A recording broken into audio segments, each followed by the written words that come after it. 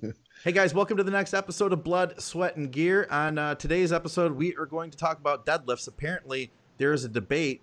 Are deadlifts a back movement or a leg movement? We're going to talk about that. We're also going to talk about growth hormone, timing, and protocol for on-season, off-season. We're going to talk about casein. We will discuss the benefits of massage, the 3 biggest mistakes that are made in DC training when newbies begin doing it. And we'll talk about dieting a very obese client. All of that and a whole lot more on this episode of Blood, Sweat, and Gear starting right now. Welcome back to Blood, Sweat, and Gear with Skip Hill and S2H. I'm Scott McNally. This program is brought to you by TrueNutrition.com. You could use our code ADVICES for additional savings. Guys, if you're watching this on YouTube, you are watching Think Big Bodybuilding Media. Please feel free to like, subscribe, everything else. Keep up with all the content we're putting out. What's up, guys? We got Skip Hill here. Skip, how long have you been coaching for? 25 years? 25 minutes. Yeah. 25 minutes. 25 minutes, and now he's got his own podcast. And S2H, same with you, right? One day, but I stayed at Holiday Inn Express. Nice. I think we both have the credentials. I think that take more gear. Take more gear. That's it. That's all you gotta do. Skip. Deadlifts. Did we want to go there? Do we want to talk about this? Let's do it. All right. In that case, what's the story here? Because I didn't see this still. I don't know exactly what's going on. Here's the backstory. S2H, okay. You got to pay attention because I'm coming to you with this, so you gotta listen to me. I'm here with you, brother. Someone who I have a lot of respect for, very educated, very smart guy, all that good shit. Just a good, solid dude. Puts out a video on Instagram, and it's about deadlifts, and has a couple people jump on board. I'm trying to give you guys the Cliff Notes version. Okay. Cliff's Notes versions. A couple people jump on board because when he put this video out, a lot of people jumped on and were like, oh, he's wrong, he's stupid, things like that, things that people say on social media, basically. Of course. So a couple people came to his defense and basically posted these scathing posts on, social media as well, basically expounding or explaining what he was talking about with the and I'll get to it in a second, about the deadlift and everything else. So here's the thing, and I'm going to go on record, and I'm going to say that, and I'm going to elaborate. So I disagree, and this is why I want to talk about this. I disagree with some of what he said, but I think it's because he didn't explain it very clearly. Okay, I didn't think it was terribly concise. I think it could have been explained better than it was. Okay. So this is really what it comes down to. His video was explaining how the deadlift movement primary movers are being the erectors and the glutes and the hips and the hamstrings. So essentially saying it's not a back movement. Now, I got to be careful with this, okay? Because this person could come and say, Skip, that's not what I said. That's what so-and-so said when they defended me. It all kind of runs together. But the whole premise I want to talk about because I think it's very confusing. I consider deadlifts to be a back exercise. I know that some people are going to be like, oh, my God. And the explanation of the actual the deadlift and explaining it by saying that the muscles of the back are not prime movers, they're stabilizers. I agree with that. As an example, lats, rhomboids, the smaller muscles, the teres, and all this, traps, everything else. They're stabilizers, but they're worked so hard when they stabilize because of the poundage and the mechanics that they cause growth. So to say that it's not a back movement, I mean, let's just look at this logically for a second and say, okay, let's just assume it's not a back movement. Who pulls dead strictly for hamstrings? And let's be careful too. I want to make this point. If you Olympic deadlift, okay, hold on a second. Let me just make sure I get this all out here so I don't forget anything. And when you say that the erectors are a prime mover, the erectors are part of the fucking back. I don't know. That's another part that I struggle with. You say it's not a back exercise, but the erectors stabilize the spine. When he explained it, he considered them prime movers for that, basically explaining how, it's a hinge at the hip and everything else. So most of it I agree with. But again, when people came to his defense, and I can appreciate them defending him because he's a smart guy, and I don't think he explained it very well. I wish he would have explained it better, because I don't think he would have been attacked like he was. And then other people wouldn't have needed or felt the need to jump in and save him, basically, or come to his defense. So S2H, what I'm saying is, are you going to do deads on leg day, or are you going to do deads on back day?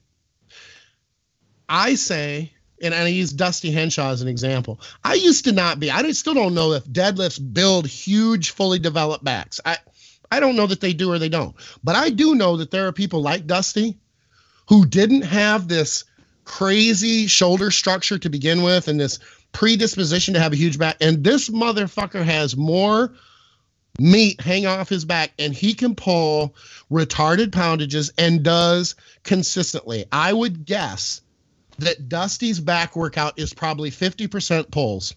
You guys disagree with that? No, I think there's a cap. So I would whenever I deadlifted when I used to, I don't do anymore, it would be back day, and it would usually be a heavy back day. So it would be a lot of heavy deads, and then maybe finish off some chins or something like that. Not a lot on the other side. But if you look at the way people deadlift, if you take a true Olympic deadlifter, when they deadlift that weight, okay, when they deadlift, they completely, their legs are locked out or close to locked out.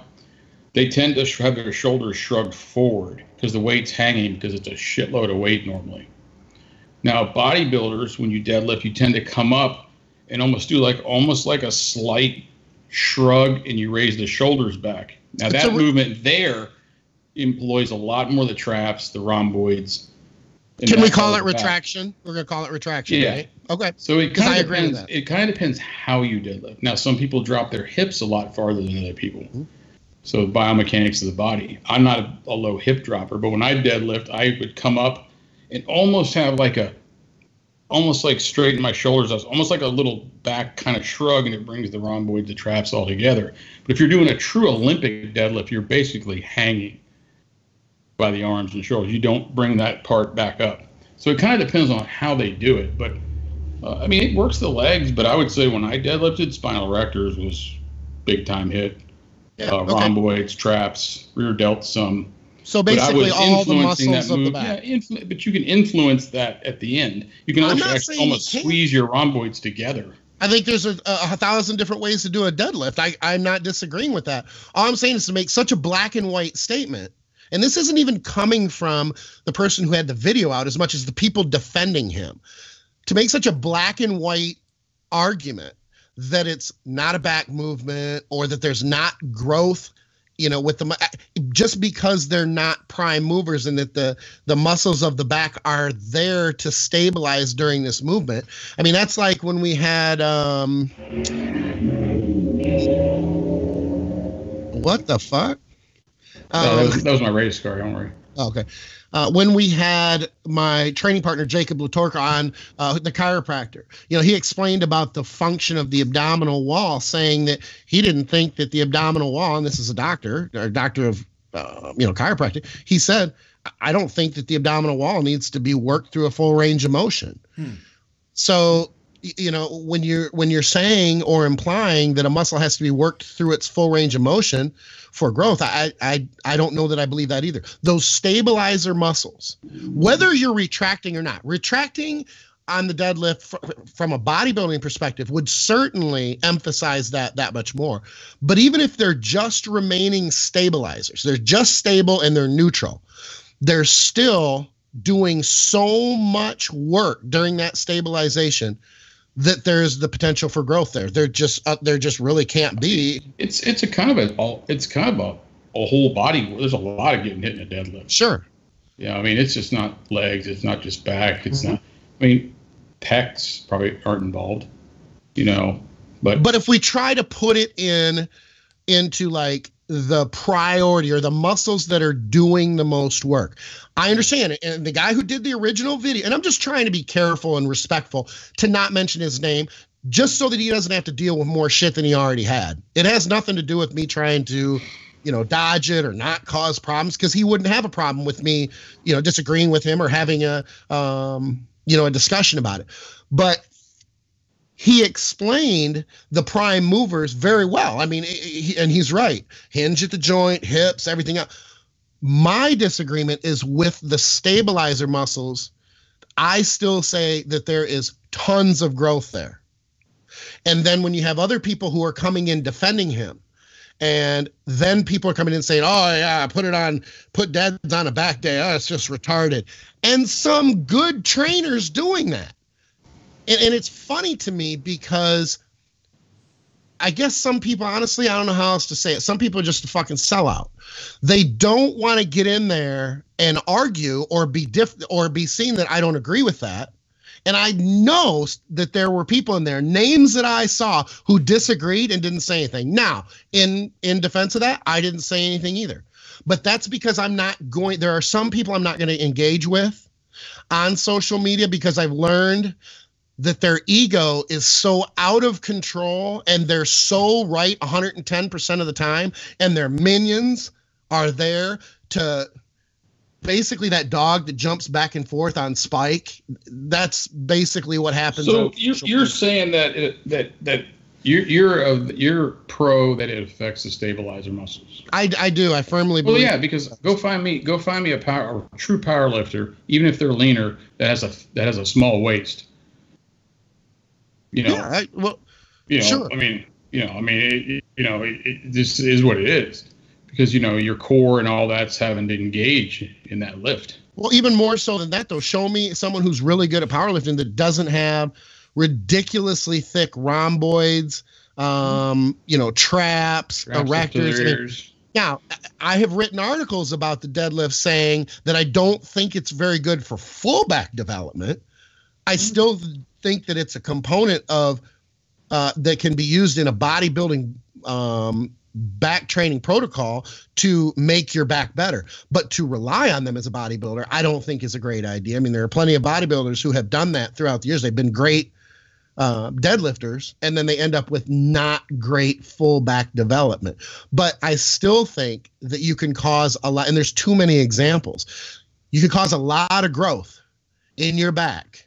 And it's primarily in your back. I mean, I think it's pretty simple to look at I think it's pretty simple to look at a bodybuilder, like a established bodybuilder, top amateur, pro. When they turn around, you can go, that guy deadlifts. Yeah, and you don't look at his glutes and go, oh, look at those glutes. He's just a killer deadlifter. Oh, look at those hamstrings. He must deadlift a lot. You look at the fucking back and the development of the back, the thickness around the shoulder blades, the traps, the rhomboids, and to some degree the lats, though I will agree that it's not a lat dominant, but they're still stabilizers. I'm with you, brother. Okay, thank you. And it just, I guess, and Scott, you know this because I talked to you about this before on the show. There is a part of me that is just really irritated at the current state of social media, where people they have different opinions, but they won't say anything because it's not going to be popular. And it drives me fucking nuts. And I think if you're not there and you're not saying it and you're just jumping on the bandwagon and you think differently, I think that's pretty fucked up. I do. I really think so. I mean, if you look at a guy that competes bodybuilding and he's got a good powerlifting background, take Johnny Jackson. It looks like 2 pork tenderloins going up through his back, into his traps. Sure. And that's a pretty strong sign of a deadlifter, an Olympic deadlifter. Yep. No, I agree. I know Dante said, and I don't know what Dante's stance is on, this particular situation, but I know for years Dante said too, and I would imagine if Dante thought it, Dusty probably does too. I understand I'm being presumptive, but it's my best guess that for rear delt movements, if you're pulling 500 and 600 pound deads, your rear delts are probably going to get hit really hard with those heavy delts or heavy deads versus doing 35-pound rear dumbbell laterals.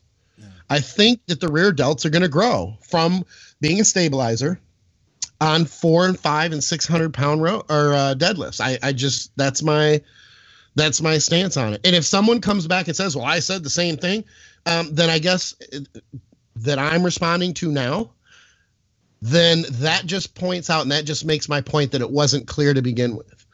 Well, another thing too is if you look at guys that are over under deadlifters, Olympic deadlifters, have a powerlifting background, they'll generally have one trap that's bigger than the other. Sure. Yeah. So that tells you right there that trap and rhomboid's getting hit. So what do you think, Scott McNally? That's a very good point. That actually is a very good point. Yeah, it is. Yep. Because that. On to the next question. Have an obvious difference if there wasn't. That's a very good point. I didn't even think about that. That's why I quit pulling over under and went over. Well, and I don't think, this is just my opinion, but I don't think any bodybuilder for symmetry and that sort of shit ever pull over under. No. You're not trying, you don't need to lock the bar into place because you can use straps, because your workouts aren't going to, you can use gear when you train. You're not going to a meet or to a competition where you have to get to the point where you have to hold on to that bar without gear. Just take another gram.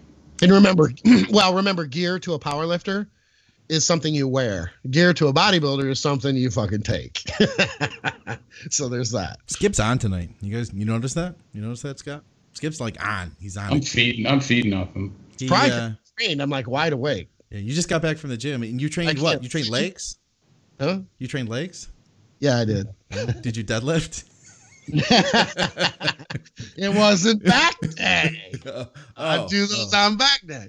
No, but I did put up some fucking PRs and shit though. It was a good one. It was a pretty good one. 20-pound curls. Yeah. 25. All right, guys, let's go to a quick break, and when we get back, we're going to tackle some questions from the Facebook group. We'll be right back.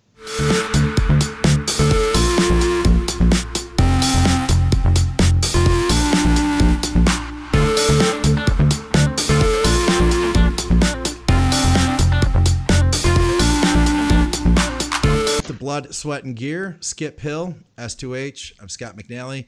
Guys, that was an interesting conversation about deadlifts. We got a bunch of stuff over here at the Advices Radio Facebook group. I'm looking at so we had one thread that filled up, and we started a new one today. I said, guys, if you want to throw in any extra topics or anything, we could use a couple last minute things. And then the thread blew up. So we have a ton of stuff going on here. Here's what I'm not sure about. I'm going to go to this first, and I feel like S2H might have an answer for us. Can you take orals sublingually? And if so, would that be a better delivery method than just swallowing the pill? No. Well, oral what?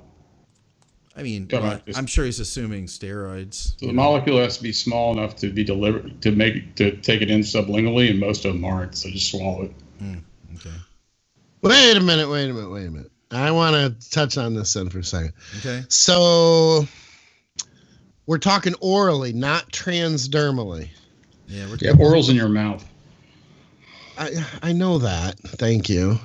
So I appreciate you pointing that out. But anyway, transdermally, I think the molecular weight cutoff is like roughly 400, something like that. Well, we're talking sublingual. I'm getting there. I'm guys sorry. are so impatient. So anyway, so I understand that there's limitations with the molecular weight transdermally, but when it comes to sublingual, I'm going to be honest with you. I was unaware of that. So if there is a cutoff, I did not know and I'm not saying that you're wrong. All I'm saying is I did not know that. So if there is a cutoff, where does it, and we may not know this, one of us may not know this right now, but what is that cutoff then? It would have to be molecular weight, right? And if there's a cutoff, where does it rank for versus transdermally? It would almost have to be like you would be able to take in more compounds sublingually than transdermally. Can we agree on that? I would guess. Well, yeah, because you're going to swallow it eventually.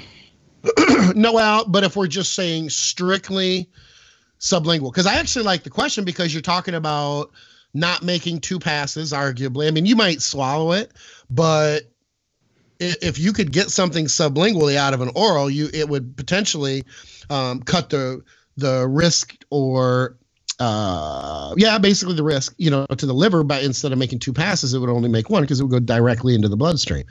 So I wonder where that cutoff is, and I don't have my glasses on because at least one of the viewers will not allow me to wear them, of which I don't think I've gotten an update. I know, I'm teasing him. Well, I have not gotten an update on the game yet. Okay, we'll request that right now. Hey, Max, we need an update. What is this, World Series? It's only Series? 2 minutes. No, yeah, it's only 2 minutes. They haven't started yet. Oh, okay. So, no, we're good. All right. So I want to know what that is. So and I don't know if someone's listening, if they want to come up with that and make it easy on me, but I want to know what that difference is, because I think that the ceiling is significantly lower when it comes to molecular weight versus transdermal. It would have to be. You could get so many more things into your bloodstream sublingually, obviously, versus transdermally. So there's somebody's fucking homework. Come on. You could be a star. You could swallow it and get it over with. It's not gonna be that big. No, but I mean, I think it's a legitimate. It's. Well, there's sublingual testosterone. Okay. Right. Okay. But I mean, like the molecules, and then you got all the fillers, and you got everything. I mean, you're talking about taking an actual pill and doing it, right? That's what it sounded like. Yeah. It could, or it could be dissolved in, like, typically sublinguals are like in like a dropper bottle. They could be in a dropper bottle. You could have like liquid Anavar. There you I'm go. talking about caps. I think you're talking about caps, like tabs. I've also seen, a friend of mine who may have some Anavar in his refrigerator right now that is sublingual. Now that I thought about it, and it's actually it's in wax. They're little wax cubes. This is from the what do you call it? The pharmacy, the compounding pharmacy. They make them 50 milligrams per little cube. But what's the delivery agent that's in there? It's just I don't know. It's in like just a wax though. And but you don't need a delivery agent because it doesn't have to go. That's why I'm struggling with, I think, man, I don't want to be wrong. I don't know that there's limitations on sublingual because you have a sublingual gland, right?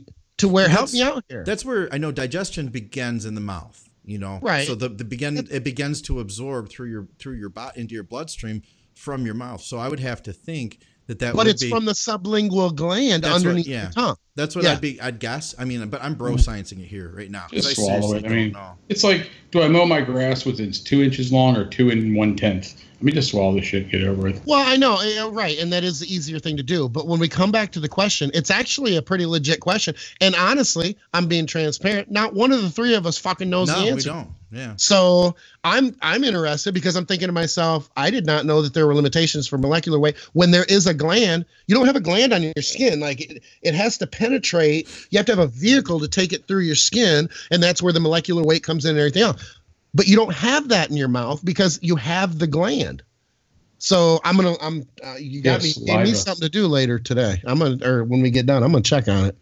So when my gal swallows, sublingual. Right. Moving forward. Yeah, no, let's not. Yeah. So this is the one that I was saying. I don't know whether this is a question or a statement, but I'm gonna read it and then see where Skip goes with it. Just because Skip's in the mood today, I can sense it. This is Chris. He says, it annoys me when people take up multiple machines, supersetting the same muscle groups, add weight or reps if you have that much juice left. Agreed? I'm sure there are niche applications, but that doesn't account for how many people do this. Skip, how do you feel about people supersetting using several machines all around you while you're trying to train at the gym, and they're supersetting the same muscle on each machine? How do you feel about that? I think people will be surprised to know that those things don't usually piss me off. I don't pay a whole lot of attention to them. Now, there's obviously variables. Here's an example. If you're at Miami Iron and you're doing that, and you're just like some dipshit who wandered in, that's different. Or if you're at Armbrust Pro, if you're at a place that is known for bodybuilding, you're just coming in, farting around, and let's say it's at 5 o'clock in the afternoon, then something like that, you kind of would look and go, what the fuck, for real? But unless I'm just sitting and waiting on something, I'm pretty nice to, man. I'll be like, look, if you're bouncing around the circuit, I don't have a problem with that. But let me in between. It's just me. Let me in between to get my set. You know, I'll be out of your way when you come around. It doesn't usually. I tell you when you have problems with people in the gym and their dicks, and I know a lot of people will argue this and say, no, that's not true. But you only really have problems with people in the gym when you're a dick to somebody. That's really the truth. Yeah. You know, if you're nice to somebody, it is not going to be common that they're going to say or give you a hard time about working in or anything else. And if they do and you're nice about it, then fucking lay into them. Because my mom, I've had to tell people on occasion, my mom taught me to fucking share. Your mom didn't teach you to share. I'll be out of your way before you come back. I make light. I try to be cool about it. I try not to get defensive, because the second you do that, think about it. You're in like, and I don't want the women to get mad at me, but you're kind of in this bro environment. You know, everyone's trying to be, you know, machismo and, you know, be the strongest or the biggest or be noticed. You can't come after somebody and confront them and expect that they're not going to give you shit back. Sure. So when you're nice to people, it usually does work out just fine. And you know what? Especially if you're bigger or you're in good shape. Because people tend to just, if you're fucking nice, they're kind of like, oh, fuck, dude, you got to get in here. You're banging. Go ahead, get in here. That sort of shit. Hey, I'm gonna jump in. So no, I don't get too worked up about stuff like that. I just don't. I got to jump in for you, Skip. Andres threw the first pitch. Just happened. Nice. Just giving you an update. You asked for updates. Is that Max? It's Max. He's giving you an update right now. So the game started. Go Stros. Go Stros. Yeah. I am. I'm pulling for him. I don't have a dog in the fight, and it's a great series. But I just want a 7th game. I just want it to go the length so that it can be nasty and come down to the wire. I love that type of shit. Good baseball. That's good baseball. I won't go into a complete story on it because I told this on BNR maybe a month back. But a personal trainer, I found out later she was a very new personal trainer, was having this girl come over. She took my machine. I was in the middle of a rest pause set. And so it is the end of my workout. I'm doing some triceps. I'm doing push-pull legs. And I was at the end of my push day. And I'm just doing some triceps, knocking out one hard set and leaving the gym. So I work up to like doing a cable press down type thing. I do as many reps as I can. And then, you know, let it rack. And then I turn and I'm looking at the clock 3 feet away, and then I'm getting all pumped up, and I'm getting ready to fucking kill it. And I turn around to grab the handles again, and this girl walked right up in front of me, and she literally like cut me off and grabbed it, like stepping in front of me, and she said, "Oh, we're gonna work in just a second," because at this gym everybody shares equipment, which I think is great. She didn't realize what I was doing. She was like, "Oh, hey, we're just gonna jump in here. We'll just be a couple minutes." And I was like, "You're gonna what? You're gonna?" You just blew my games, bitch. And I was shocked. And then I looked around, and the same equipment with a different handle was just 3 feet away.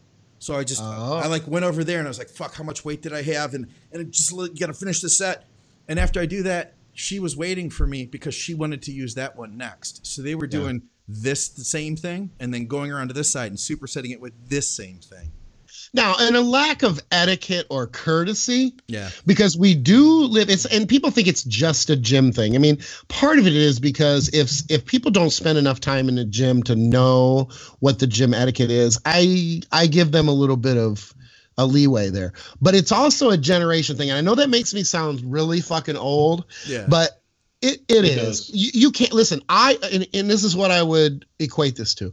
I'm not going to go into a gym at 5:30 in the afternoon and think that because I'm bigger than the other 10 people standing there, that I get to do supersets from one piece of equipment to the other. I wouldn't consider doing that.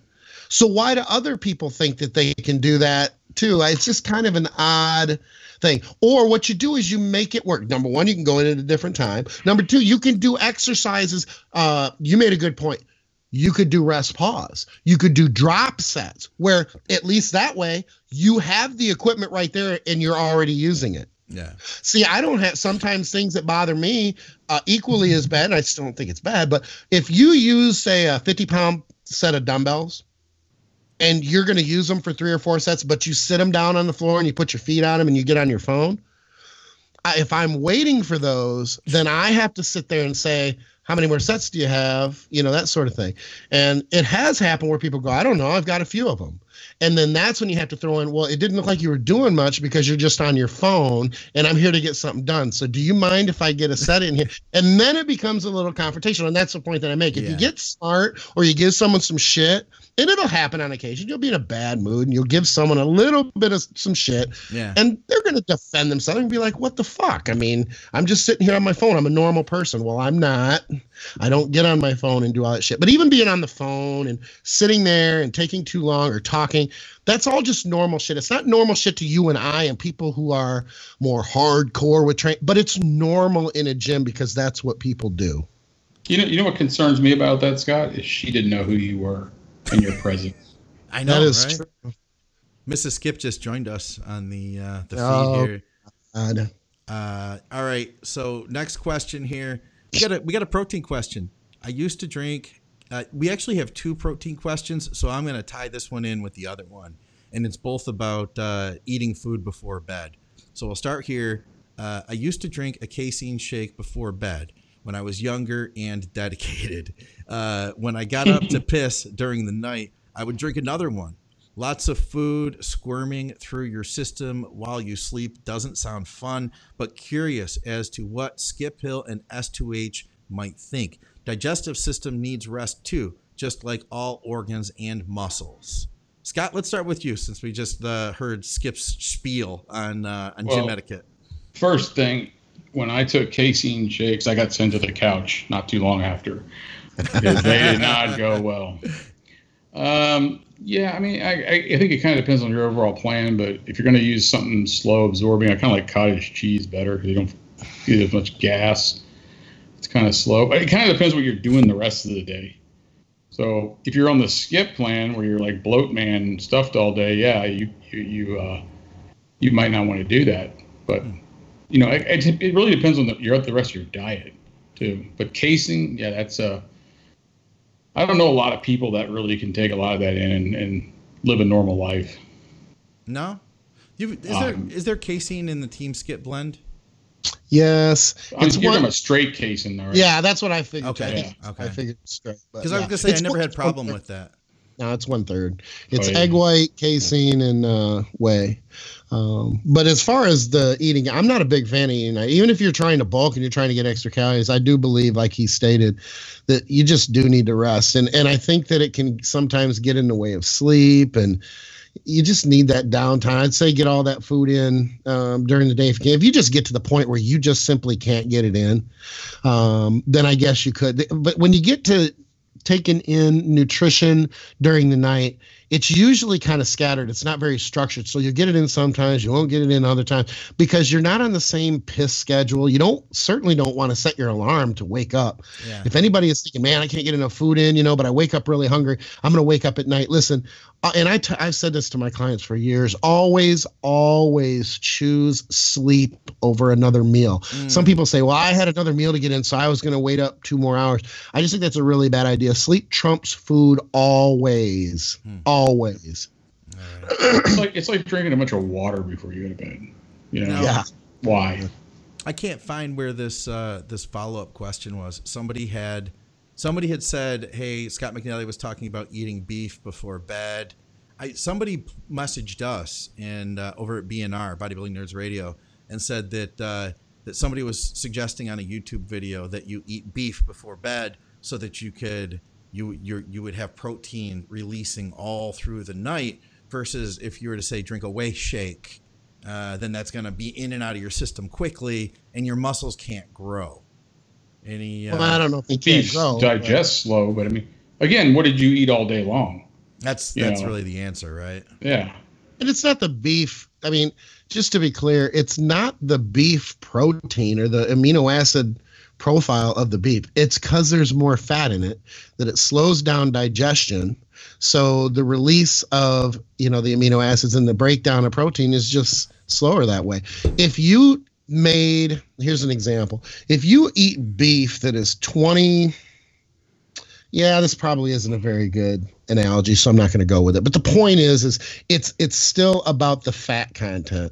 So before you go to bed, I'm not a huge fan of dairy, but if you're going to have cottage cheese, if you want slow protein, like you end up waking up in the middle of the night and you're ravenous, then yeah, add fat and go with a slower casein cottage cheese type of meal prior to bed, and that will at least extend further into the night, and it may help. But I don't know that just because you rip through whey protein means that you're not going to grow. I don't like black and white things like that. I mean, I do think that it is a better idea logically to stretch that food out as much as you can while you're sleeping, but I don't think you get into, you got to be careful with carbs because that can get in the way of endogenous GH release, things like that. So there's just a lot there. I'm more of a protein fat guy before bed anyway than I am carbs, but get me at the end of a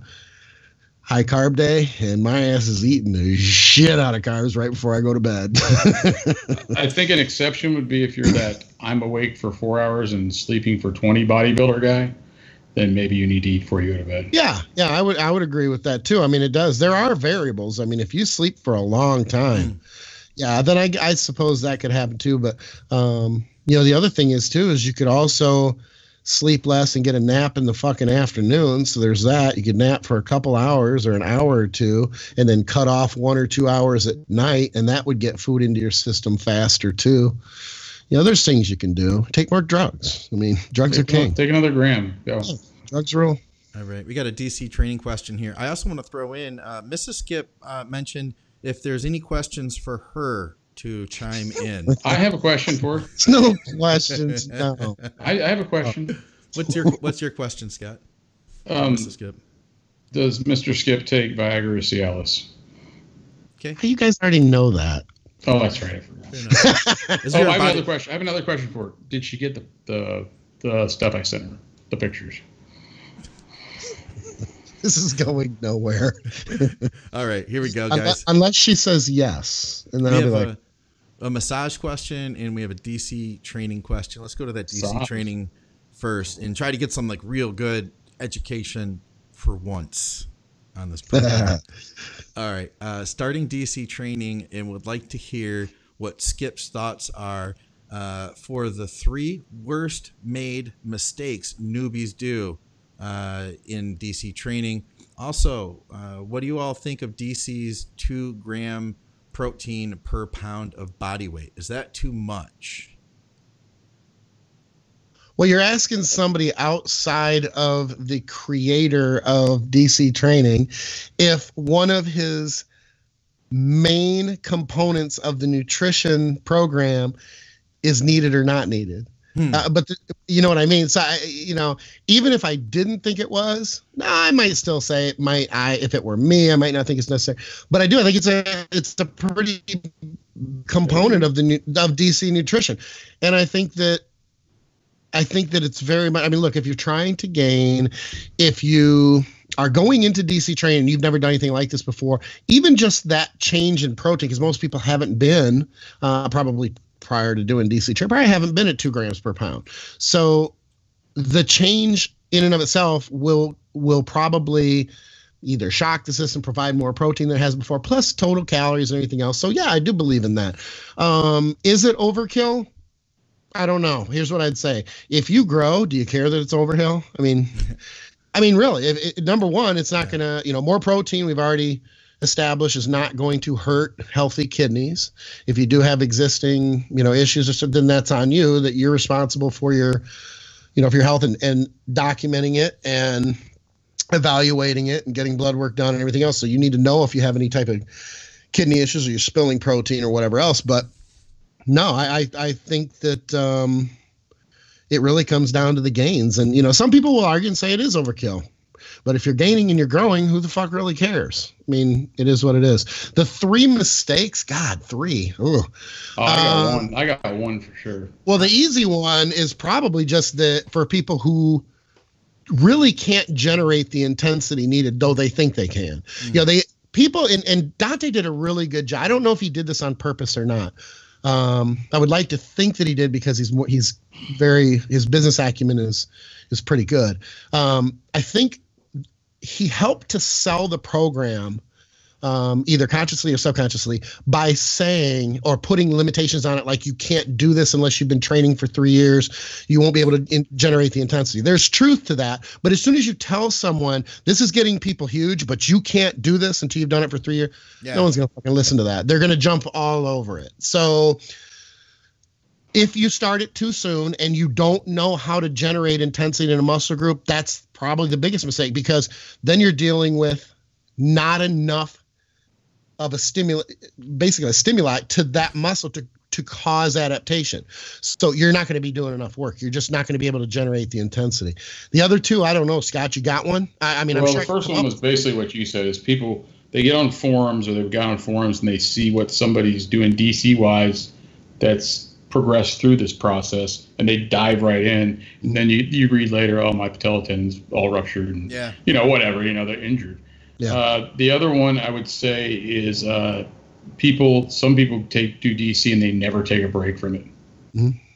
They just go forever, and then I've done it. It's good, but everything's you got to back off everything at some time, and so you just keep doing, and it's hard. It's hard. It's a good program. It's just it's like anything. You got to back off sometimes. Yeah. How about this? People don't back off.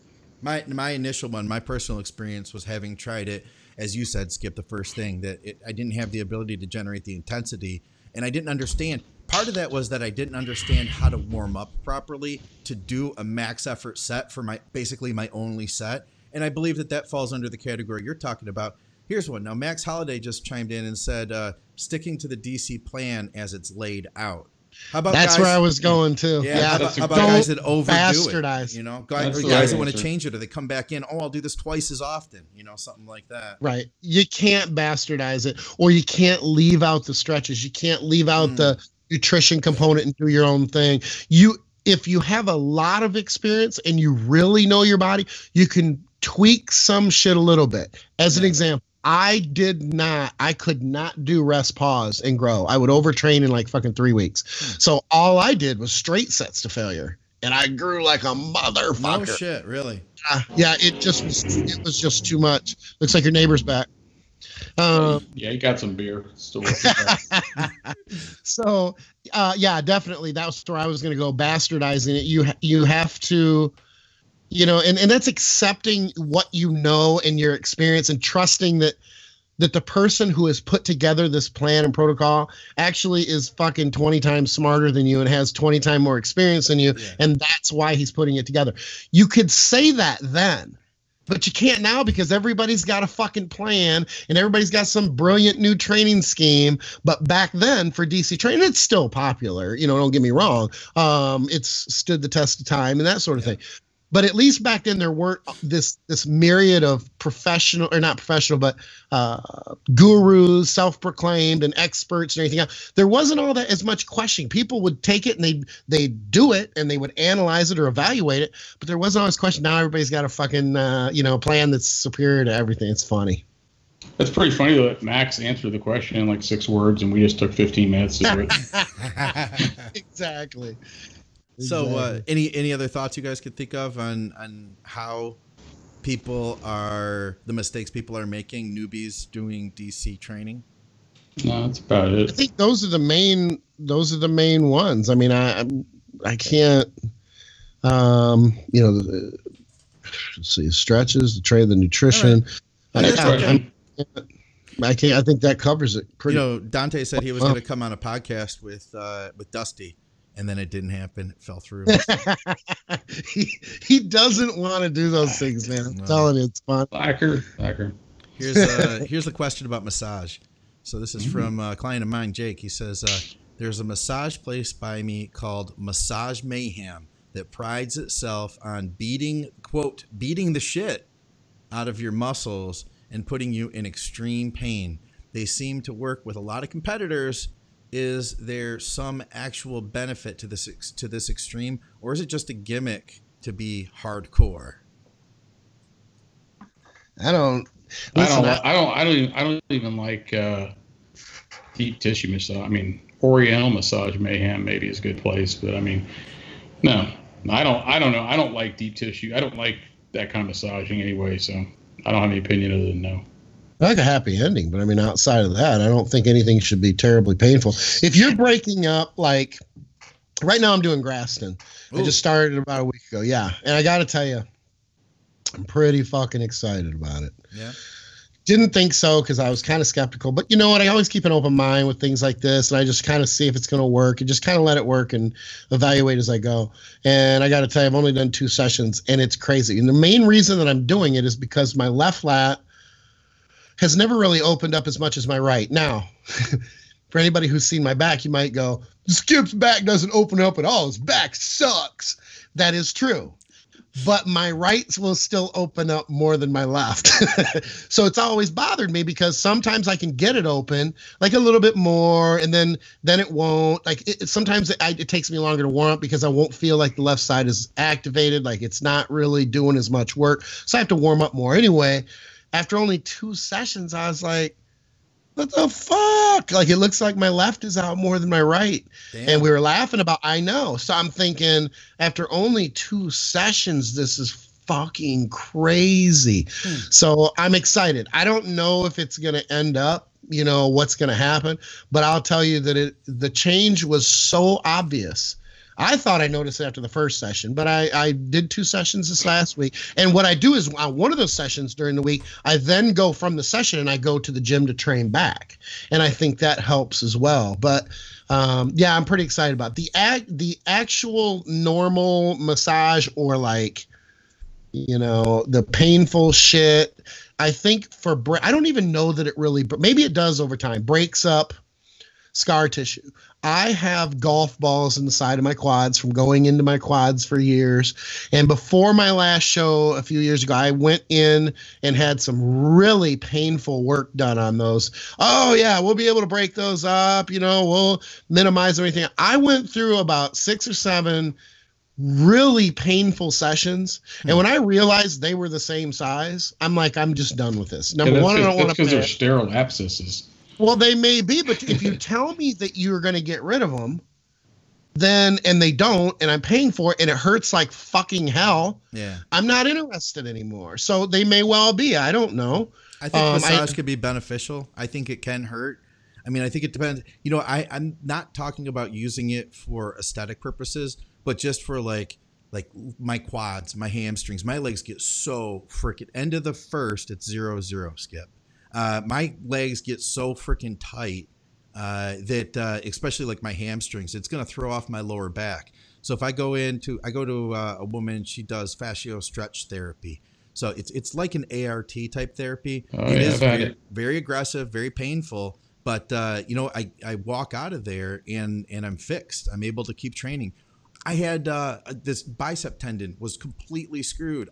Becky Wilson, she was on the feed here. I don't know if she's still watching the show. She's the woman who works on me. My bicep tendon, I was unable to do any type of bench pressing at all. Barbell was impossible. I remember that. Yeah. I remember that. Dumbbell was very shaky. I got to the point where like, man, I'd get like a 30-pound, 40-pound dumbbell in my hand and I just feel it in the joint. And it was so depressing. I had to be on a specific machine and just have my arms angled just perfectly to get any type of movement. I went to see Becky, and the very next day I was pressing the 90-pound dumbbells with 0 pain. It's, you know, that was a couple years ago, and it's come back a little bit here and there, but legitimately that one session fixed me. So I think, you know what, man, it probably depends on what you're trying to do. I have a lat that doesn't want to pop out as much either. And VJ from Bodybuilding Nerds, he's a chiropractor, and he worked on my back for me, and he did some ART type work at one point, and he really helped to bring that lat out before a contest.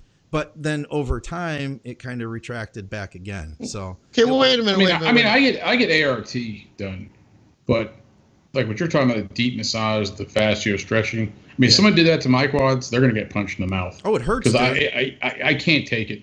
Yeah. Call me a puss, whatever. But I get that ART grafting tool. They shove up my armpit. Yeah. And all that. But I don't know. I just don't like that deep, like in, you know, must dig quads, hamstrings. And it just no go. Yeah. Yeah. VJ is a chiropractor. Yeah, He told Scott that so he can rub him when they're alone. No one's around. Yeah, he's a retired chiropractor now. He practiced for a bunch of years. He decided to get out of it. You never knew that, huh? No, I did not know that. Yeah, that's why he does another podcast too. When they do it, him and Dr. Stephen Ogden. Dr. Stephen Ogden is he runs urgent care clinics, and so VJ calls himself the 0.5 doctor. So it's the 1.5 doctors that host. You didn't know that, Skip? I did not know that. VJ is the lead guitarist of Poison. He's a chiropractor, retired. Yeah. He's an entrepreneur. He's growing like a weed, and he's VJ. Yeah. If I wasn't straight, I'd want to fucking hit that. That's just. Well, maybe you can get a massage. You said that before. He might get jelly. That's a good catch. Right? You said that before when he was on stage. You were like, I didn't know that. Okay. Just throwing it out there. No, I did not know that. I think it's because I saw him in that flannel in the lobby that day with that. And I just thought, this guy, he's just a maintenance worker, man. He just fits that mold. He had the jeans on, he had the flannel. And I'm kidding, because he's incredibly articulate, very well spoken. He's a nice guy. I really didn't get to talk to him very much until we didn't interact with him much at all on social media until we got to Columbus. And he plays the Roxy, dude. Huh. Yeah, no shit, right? Well, I want to show you. Can I put something up real quick? If you want to. So this is kind of part of the massage thing. So I didn't get into the CBD thing. I was like, whatever. Everybody's like, take it, do it, whatever. My chiropractor at ART, he's like, hey, you should get this CBD cream stuff. Oh, yeah. Well, it was like $1 million at his shop. I'm like, I'm not paying for that crap. Totally didn't believe in it. So I got some. I had some injuries, and I started using it. I'm like, dude, this stuff actually works. So I got this. Can you see it? Little to the other direction. Yeah, it looks direction, like. There you go. Is that cough? Infused cream. Yeah, so I got this stuff. It smells like dreamsicle ice cream. Huh. And I started putting it on my shoulder, on my knees, and I'm not a placebo person. And I definitely didn't believe in this stuff. I just got it because people were always saying, get it. And man, I'll tell you what, this stuff actually works. No kidding. My shoulder feels better. I'm not, the $6 million man here and all healed, but my back, everything, man. I'm pretty impressed with it. It was like $30 for this little thing here. Huh. So when you fell off that 9-foot wall, did you just cover yourself with it? After I sent McNally a really dirty text, yeah, I did. I covered. Yeah. I'm disappointed that I'm the only one who thought that was fucking hilarious. I never have ever had problems with my right shoulder, and I had that bicep tendon was locked up, and I was having all kinds of problems. I went to ART. It felt all right after a week or so, and then I got this stuff, started putting it on there, and dude, it feels good. You need to get Scott. If you could take the Peter Griffin when he falls and his arms behind his back, you need to put that up for Scott. I don't know if you can watch Family Guy. No, I don't know if we can do that. I don't know. We're on YouTube. Yeah, all that. Yeah. If people want to try it, I didn't believe in it. It worked. I use the stuff that has THC in it. I use the stuff that has THC in it. It's legal here. I had purchased a bottle in Portland. It's a low percentage, but having the THC in it helps it to carry a little bit better, I guess, and it works really, really well. It's supposed to be better than just the straight CBD. Also, it doesn't go into your bloodstream, so you can't get high from it, and you don't test positive if you had to do like drug tests for work, that type of thing. Well, then how in the hell are you going to get any benefit from THC if it doesn't get into your bloodstream? It absorbs into the tissue, I guess, just locally. To the tissue, but not the bloodstream. I don't know how that works. Obviously, I'm pinning you down because. Well, I put this in Sublingual, and it worked really good until I threw up. Yeah, no, it's good. It really worked. I can't. I don't know anything about the company. I just tried it and it worked. That's all I'm saying. Right on board with the CBD. Let's see here. Oh, here's one. Skip. Have you ever used a no salt as a way to minimize sodium or supplement potassium? No, I don't want to limit sodium. No, he's a client of mine, and he was using too much sodium. Like how bad? 10 grams a day. Jesus Christ. Yeah. Does he have? Yeah, that's up there. But I mean, you don't salt use blocks? no. Yeah, I was gonna say you don't need a no salt. I mean, I'm not trying to be funny, but you don't need a no salt thing. You just need to not take in as much sodium. So, well, I told him, I was like, let's cut that in half. Let's go to 5. Yeah. And then we did that, or so I thought. Instead, he just cut out all sodium. And guess when I found out? Peak week. Day before a show, yeah. Where you going? Where you fine I used to have. Flat. You lost fucking 9 pounds in a day. I can't figure this out. Oh, I'm sorry. I did cut my sodium from 10 grams to nothing. I'm glad you told me that. Thank you very much. I quit eating a week ago. He knows now Yep. what cutting sodium looks like, because don't look very good when you can, especially if it's a lot. You cut a couple 1,000 milligrams, it might not be as dramatic. You're going to notice it, but it's not going to be as dramatic. You cut 10 grams. That's a lot. I'm not trying to laugh to be funny. It's a lot. Live and learn. Yeah. Live and learn. He's a guy who's been doing it for a long time too. But you know what? You get in your own head, and you're a couple weeks out. And you're like, yeah, why don't I just go extreme? I can handle it. I can handle anything. I'm going to cut it all. I think that's what happens. Situations like you know what? I can. He can laugh at me because I'm having a little fun picking at him. Because talk about being in your head. I mean, I've had problems the last couple of years of being in my head. Sure. So I completely get it. So, but no, I haven't used that. I mean, increasing potassium stuff certainly isn't bad, but that sodium level is just too high. If he ran that at constant 5 grams, 5,000 for sodium, he'd be fine. He'd have contractile force, the pumps, the muscle contraction, wouldn't hold water if he was, running enough water to flush through, and blood pressure shouldn't even be impacted unless he's got issues that he'd be exacerbating with the with the sodium if he already had high blood pressure, but he'd probably be fine. 5 grams is a sweet spot for anybody 200, 250 pounds, 185, 90 pounds in there somewhere. Yeah. You can get away with 5 grams. Anybody 95 pounds of 400, you're covered. What's that? Anybody 95 pounds of 400, you're covered. 95 pounds to 400 pounds. For scale weight. What it comes down to though is the water intake. Yep.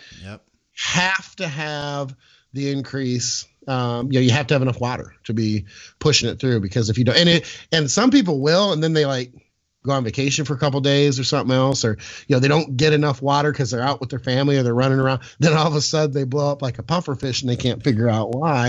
And it has really nothing to do directly with sodium. You probably didn't change your sodium intake that much. You just didn't take in enough fluid to push the sodium. Water follows sodium. Yep. That was it. Let's see. Do we get to see? This is before the show. Do we get to see S2H again, or have the authorities found him now? They're currently outside my window, but they saw Skip's picture, and they're like, "Ooh!" They backed off. They fast drove back off the building and retreated. All right. So Max Holiday after he took his glasses off. Max Holiday had a question here. He says, "Would be interested in hearing everyone's take from a nutritional perspective. The best approach when working with an extremely obese client.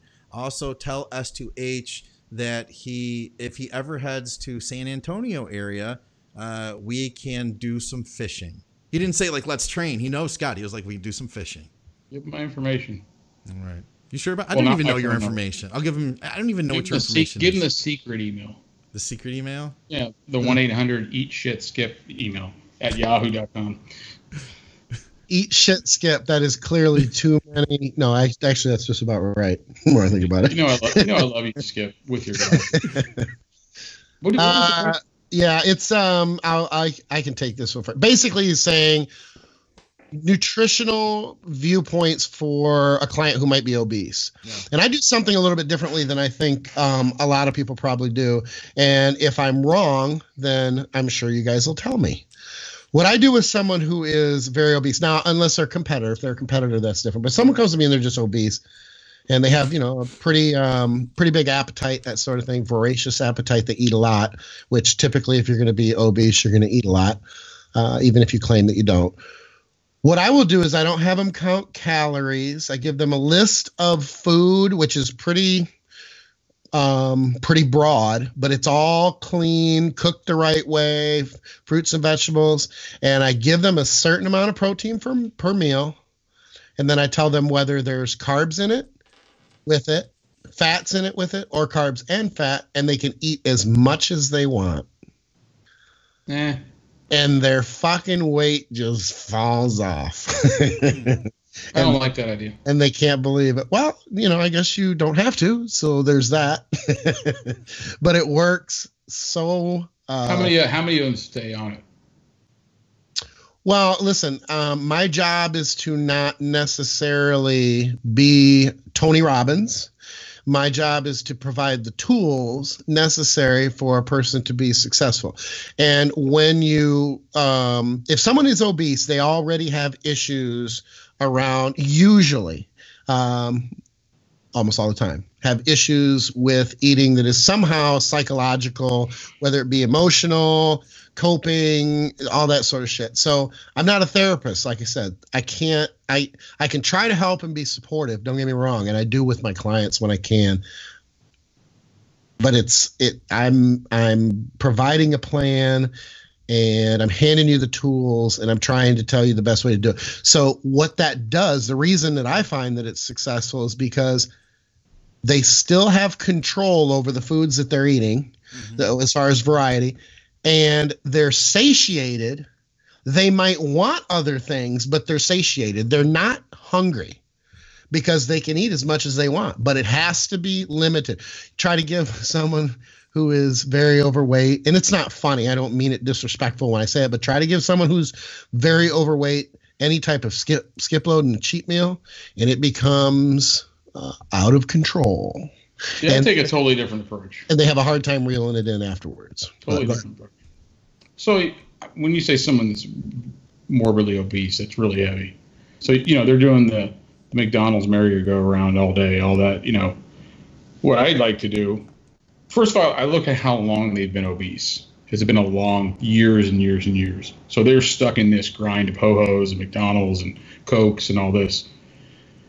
I find out what's your real vices in these meals, and because anybody that even isn't obese, they have these vices. So I just I like to take segment and kind of gradually chunk away. Okay, so you go to McDonald's every day for lunch. Get the grilled chicken this time and a Diet Coke, not the Coke and the Big Mac. You eat a pint of ice cream every night. Eat some low-fat ice cream. And then we do that for a week. And then we just kind of chunk away at these bad habits. Because I find if you take somebody that's eating, fast food, all this crap, and go, hey, I want you to eat 8 ounces of chicken breast, green beans, and this, they're going to fail a lot most of the time. I don't think it necessarily needs to be a bodybuilding type of, but still cleaner foods. But go ahead. I just like that.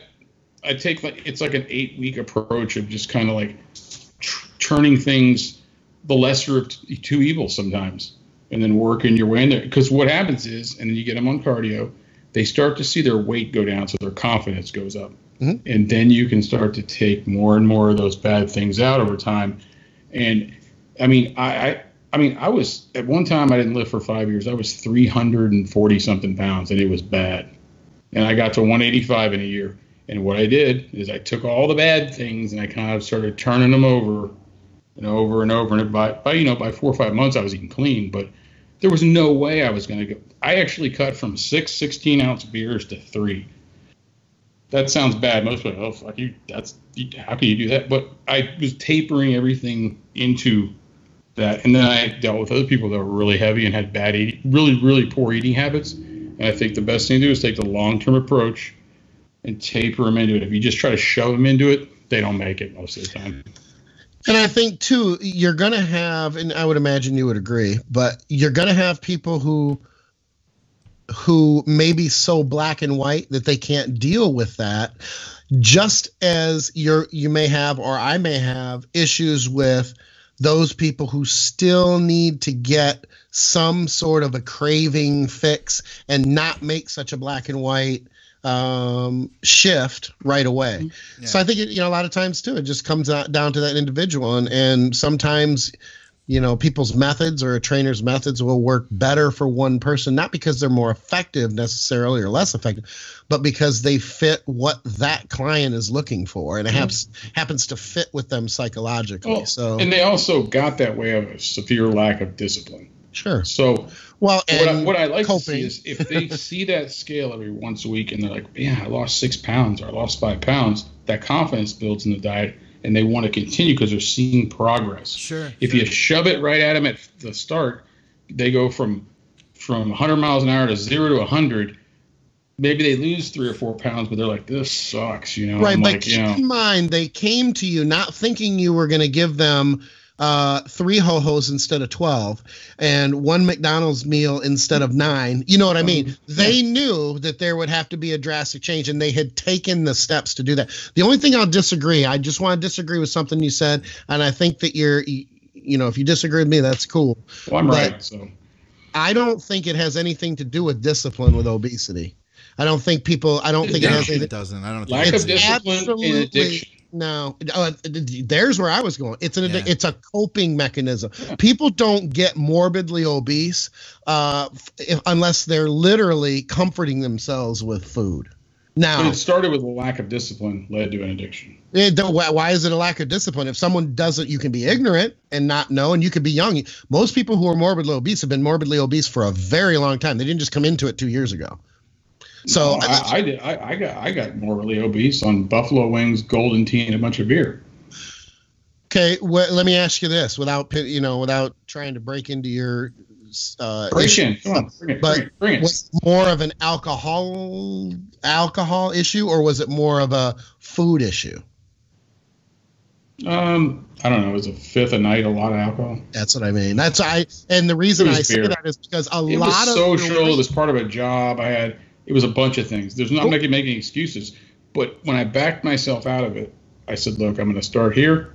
I'm going to start. Because one thing I tried to go paleo right out. Just one day, I'm going to go paleo. Brother, it didn't work. Right. I mean, it just like I was going to jump out of the car in my head. So I backed off and I did that. And then I worked with a lot of people that were really overweight. And it worked. You just had to hasten it in. What I'm saying is I'm just curious if the alcohol started the weight gain before the food. No. It was the food? Dude, I had a ripped 6-pack, and I used to drink more than kill 10 people. Oh, shit. Okay, I'm surprised by that. And took Anadrol every day. That's a whole other story. Well, Scott at a point. I can say that, I do think that, like, the people that I've worked with that have had issues with food, it's an emotional thing. That people who have been really obese, that it hasn't been just like an overeating thing, and it's like there's something bigger. And what I've noticed too is, like you had mentioned, Skip, and it's not like to me trying to like just contradict you, but I think you'll agree with me even that like somebody may make the decision to work with you, and they're not expecting you to they're not expecting to like eat 3 ho-hos. They know that you're going to make them work. But at the same time, I think sometimes people want to do it, but they aren't capable of it. So they'll still commit to it and think like, oh yeah, I'm going to go in, I'm going to hit the ground, I'm going to do everything right. Like Scott probably went on that paleo diet for a day thinking it was going to be an okay thing. Like, okay, I'm going to follow through with this. And then guess what? End up back in that same position. Mm-hmm. What do you do when you run into a situation with a client that just can't make the progress? Do you eventually say something, or would you just go years working with a person who just kept paying you and kept making the same mistakes? How do you, because you said one thing one time I'm going to throw in here that I think is really, really important. You changed my perspective at one point, Skip. You have in a few ways, but this is one example. You said, I said, if people aren't putting forth the work, do you cut them off and tell them like, I can't work with you? And you said at that time, you're like, well, I never want to make that decision for somebody. And if they want to keep going, why is it my place to cut them off and to tell them that I'm not going to help them when maybe they may make that decision. And if I'm there for them when they make that decision and that light bulb turns on and everything starts clicking, then they can make the progress. But if I tell them, no, that I'm not going to work with you because you continue to screw up, then then I'm cutting them off from even having that opportunity. But where is that line? You know, because if somebody had an issue, have you ever had to, let me ask you this then. I'll ask you this way. Have you ever had to have that conversation with someone where you say, listen, I think you got some issues with food Yes. and that I can't help you with, you know? Yeah, I'm actually dealing with it right now. Okay. Awesome guy. I don't want to give away too much information, even though I'm not giving away the name or anything else, but I don't want this person to feel like I'm beating them up or you know, anything I've said in the past is disingenuous or anything else. Great guy, super great guy, made really good progress out of the gates about a year and a half ago. And it came to a screeching halt because it got to a certain point. It was almost like a mental block in a sense. And he'll admit, and has, that there's a lot of excuses. He's an all or none, black or white kind of guy. I don't want to get too much into the case study, but it's all or none, black or white. So as soon as something goes off, it's off the rails. Okay. So, and there's a lot of other issues. He has grown throughout this process. Okay. By saying, you know, well, you know, normally I would do this, normally I would do that. I've gotten other aspects of my life and taken a deeper look at myself and pulled things in, because I have said to him, I will continue to work with you, but I'm questioning whether your money is well spent. Yeah. Because I don't know that I don't feel like I'm delivering anything, but I don't want to quit on you. Yeah. Because I want to try to be as supportive as I can. I want to help you. I want to be, you know, like, you know, when it's time to go, I'm here and you're ready to go. And I feel like if there's no accountability, if he's not accountable to anybody, it's just going to go to shit. So I don't know that I necessarily feel an obligation, because I don't typically work that way. But I feel, probably because I've worked with him for a while, I feel a connection with him. And I do feel like you're, you know, and I remind him all the time, if we're not going to do anything, if you're not going to get this right, don't worry about wasting my time. I'm getting paid. And I told him that. I'm getting paid. Don't worry about my time. You know, instead of worrying about everybody else, focus on yourself, not about me or anybody else. And I want to think that it's going to come around, but I don't know. I just don't know. So would I cut him off? I mean, where is that line? It's a very good question. And everybody's got a different line. Look, sometimes that's not hardcore enough. You know, for some people, well, you can't toe the line because all I do is work with clients who kick ass and make me look great and everything else. If that's how you work, then that's great. I'm not going to knock that. That's cool. But that's not how I work. That I work differently with different demographics. And someone like this, I'm usually, you know, we had a good run, right? It was a quick, I want to say like 40 pounds in 12 weeks, probably, something like that. But then breaking under the 300-pound mark, mentally, those things can be, and you know what? Here, I'll say this to the people who are listening who might not, you know, be obese or dealing with anything like that. When you're chasing a bench press at 315 or 405, or you're chasing a squat at 405 or 315 or 495, it's a mental block that will keep you from doing it. And the second you break it and you actually hit it, you'll continue up another 40, 50 pounds over the next few weeks again. And you'll wonder, how did I get stuck on that? And it's the same thing with losing weight, especially when it's a big picture thing and you've got a lot of weight to lose. Yeah.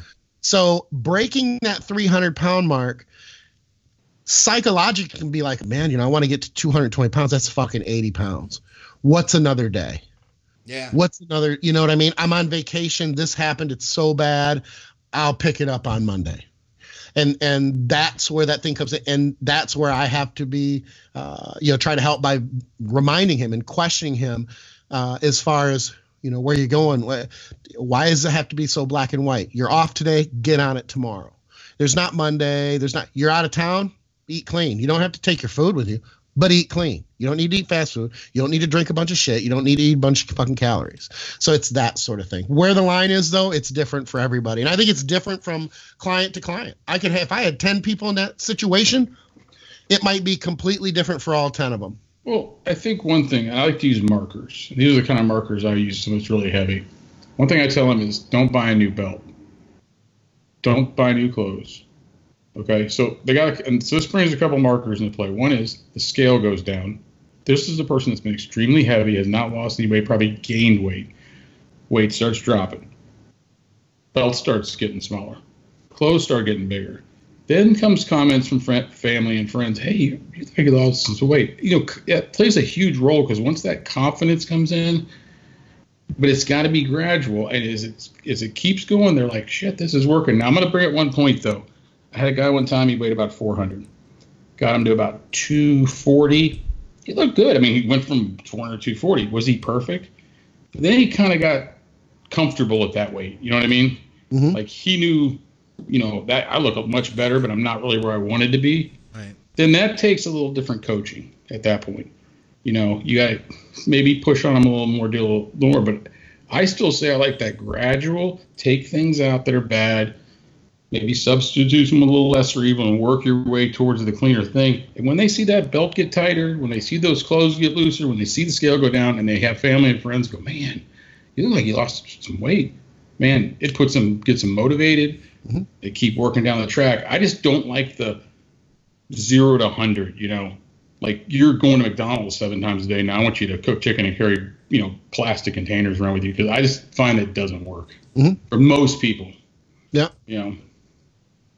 Yeah, I would not do that either. So if I give the implication that's not what I meant either. And I don't know that that's what you're saying. And I don't give them shortcuts. They'll ask, hey, can I take something? No, you can not take 17 Cokes a day. You can take 4 and the rest is water. Yeah. Honestly, I had a guy that drank like 12 Cokes a day. Okay, we're going to go to 11. A couple days later, we're going to go to 10. We're going to add water in that place. And we kind of worked our way down. Then we went to Diet Cokes. It takes some time. It takes some patience. But also, you guys notice, if someone's really that heavy, you start making some changes. They're dumping water weight. They don't know all that. And I don't go, hey, you're dumping water weight. All I want them to see is that they're progressing in the right direction, and they get motivated and confidence builds up, and it works. I think I can't even count how many times I've seen people who are so overweight that the only change you make to their diet, you don't have to change anything with the food. You just tell them they can't drink any calories anymore. Oh, yeah. They drop 12 pounds. I mean, they're like, what the fuck? And the best ones, I've had several like this that have gone from super obese to like just, lean. And then we're talking about where they get their skin surgeries because to tighten all that up, because they have lost so much weight. Right. I had a guy, he was like 320, and in a year he competed and won and got second in physique, and he was 175 pounds. And our biggest concern was, what are we going to do with some of the skin? Absolutely, yeah. That's a great feeling. And I used that approach. He drank like 12 beers a night. Okay, we're going to go to 11. Then we're going to go to 10. They're putting some cardio in starting out. We're going to go up a minute on cardio. We're talking like little increment stuff. And eventually, this particular guy, when we got to a certain point, it was like pouring off of him. And so he he was really basically doing cardio while he was drunk, essentially. But the alcohol was gone after a while. But I'm saying, no, I know. I had to taper him off those vices. Yeah. You know what I mean? Yeah, I get it. And he went to his first show and he got second in men's physique, and he actually got the surgery. He had the means to go do it, and they tightened up all that skin, and it worked good. I hear that's and actually, I don't think dangerous is the word, but it's considered to be quite invasive, or the surgery to remove your skin. That it's considered to be a pretty big deal. Yeah, it was several visits. Yeah, it was like 5 or 6 or 7. It was that freeze thing, the lasers and stuff. The chance of it was infection, really the incisions are so big. Yeah, it was super expensive, but he had the means to do it. And man, he went from a guy that you were like, this guy couldn't walk 10 feet without breaking a sweat and having a heart attack, to just ripped. It was probably one of the most satisfying ones ever. That's cool. Yeah. He wanted to change apparently too. He really did, because I've seen it where people do that. It had to work. It had to work. We had to have that progression. Yeah. I've seen it too, where like you try to cut it back, and it's like, well, let's use the beers for instance, and it's like, I hate to sound negative, but it's like you go, okay, well, we'll just go to 3 beers, and then the next day he says, well, I tried it, but I drank 12 anyway. Repeatedly. It's like, so that guy obviously he wanted to make a big drink change. 6 Budweisers. Okay, I want you to 6 Michelob Ultras. It sounds stupid, but it actually works. No, it makes sense, man. It makes sense. Yeah. But you got to have time too. This is not something that's going to happen overnight. Yeah, exactly. Exactly. Pay me for a year. I think that's all the questions we have here, guys. I think that's it. Anything else? Anything else we haven't talked about here? Yeah, come on. Who won the protein? Oh shit! I forgot all about that. What? I can't get to my phone right now. No, that's okay. Do you have it? Do you have the information? Max Holloway should get it. Well, I don't. Was it that one person? Yeah, that was it. Okay, yeah, he won it. I figured it was. I'm sorry, Max, but I have to put my glasses on because I need to check my phone. Yeah, we had one person, believe it or not. I can't remember what his IG name is. So what was the contest? The contest was Name Skips Cats, and he got freaking all of them. Dude, he was the only one to get all 5. Dude, he got all of them. Oh, that guy. Yeah, I got half the protein. Okay. Let's see. Can you believe that, Scott? I didn't even know all of Skip's. If you went back enough shows, you could probably find him. But he just knew. I mean, would you really go back? Okay, so figure we are on like episode 73, 74 now, okay? That is 73 episodes at an hour long. You know, that's 73 plus hours. You're probably talking 100 hours of podcast to listen through. He might have created an algorithm to find the names. I don't know. God, can you imagine listening to Skip that long? Holy shit! Well, I haven't. I don't think. I tell you what. Maybe I have, but I don't think I have talked about all the cats on. Like, you'd almost have to know me on my personal Facebook or something. Because he's should have gone on your wife's Grindr account now. Exactly. Well, when you said the names, I knew like these were right. You know what I mean? Like when I saw him, I you know, I'm not like reading your personal Facebook page all the time, so I think you have had to have said their names occasionally. Which blew me away. All right, fire it out because my wife wants a computer back. Because he's not on my because he's not on my personal. I'm looking for it right now. Oh man, I know it's right here. It's right in front of my. Okay, my phone came back online. I'll see if I can. Because I know it's right here. I just can't. It's probably listening, going, "You idiots!" I know. How can you not know? Come